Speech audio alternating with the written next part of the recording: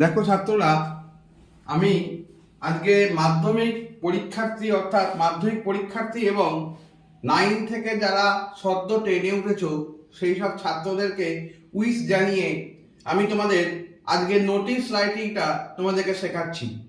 আশা করি তোমরা class notice শব্দটার সঙ্গে পরিচিত হয়েছো। তাই নোটিশ হলো পরিচ্ছন্ন এবং সরাসরি প্রকাশ করা একটা সংক্ষিপ্ত সংবাদ। তোমরা বিদ্যালয়ে দেখবে, বিদ্যালয়ে একটা হেডমাস্টার মশাইয়ের ঘরের পাশে বা স্কুলে গেটে ঢোকার মুখে একটা বোর্ড থাকে। সেই বোর্ডের মধ্যে মাস্টারমশাই তোমাদেরকে লিখে দেন নানা রকম জিনিস। তো সেইগুলো তোমরা করতে সেইগুলো দেখে তোমরা কিন্তু পরবর্তী পদক্ষেপ নাও। যেমন কোনো সময় দেখবে ভর্তি হওয়ার জন্য, পঞ্চম শ্রেণীতে ভর্তি হওয়ার জন্য নোটিশ বেরিয়েছে, বা মাধ্যমিক পরীক্ষাতে অ্যাডমিট কার্ড পাওয়ার জন্য নোটিশ বেরিয়েছে, ফর্ম ফিল আপের জন্য নোটিশ বেরিয়েছে। এইগুলো তোমরা দেখে থাকো। আবার মনে করো কোনো একটা ছুটির বিজ্ঞপ্তি বেরিয়েছে। নোটিশ শব্দের অর্থ হচ্ছে কিন্তু বিজ্ঞপ্তি। তাহলে নোটিশ কথার বাংলা মানে আমি এখানে তোমাদের লিখে দিলাম বিজ্ঞপ্তি লিখন।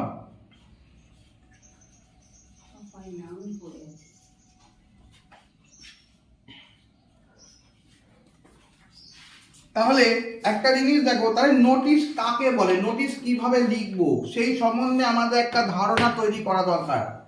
নোটিশ হলো পরিচ্ছন্ন ও সরাসরি প্রকাশ করা একটা সংক্ষিপ্ত সংবাদ। তাই নোটিশ কি বললাম, একটা পরিচ্ছন্ন এবং পরিচ্ছন্ন মানে যার মধ্যে কোনো এক্সট্রা কথা থাকবে না, একদম যেটা প্রয়োজন, যেটা আসল ভাববস্তু সেটাকেই মূল বিষয় হিসাবে তুলে ধরতে হবে। তাহলে পরিচ্ছন্ন ও সরাসরি প্রকাশ করা একটা সংক্ষিপ্ত সংবাদ। এখানে অর্থের কোনো অনিশ্চয়তা থাকে না। অর্থের কোনো অনিশ্চয়তা মানে কোনো একদম নিশ্চিতভাবে যে কথাটা বলা হবে। যেমন মনে করো কোনো একটা ক্লাবের ক্ষেত্রে বলি, কোনো একটা ক্লাবের ক্রীড়া প্রতিযোগিতা, তাই সেই ক্রীড়া প্রতিযোগিতা একটা নির্দিষ্ট সেই কথাটা বলা হচ্ছে যে এই তারিখে এটা হবে, এইটা ক্লাবের যিনি সেক্রেটারি তিনি বলছেন। তাই সেইটা একটা সংক্ষিপ্ত সংবাদ। এখানে অর্থের কোনো অনিশ্চয়তা থাকে না।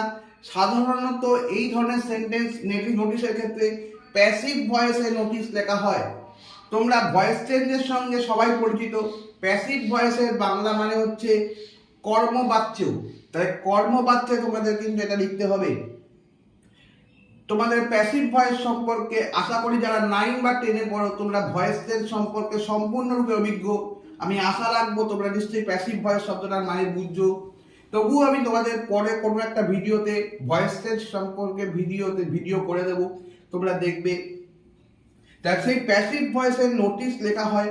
লেখার শেষে ডান ধার মানে কি, অর্থাৎ রাইট সাইড, সেই ডান ধারে যিনি নোটিশ দিচ্ছেন তার স্বাক্ষর, পদমর্যাদা ও তারিখ থাকবে।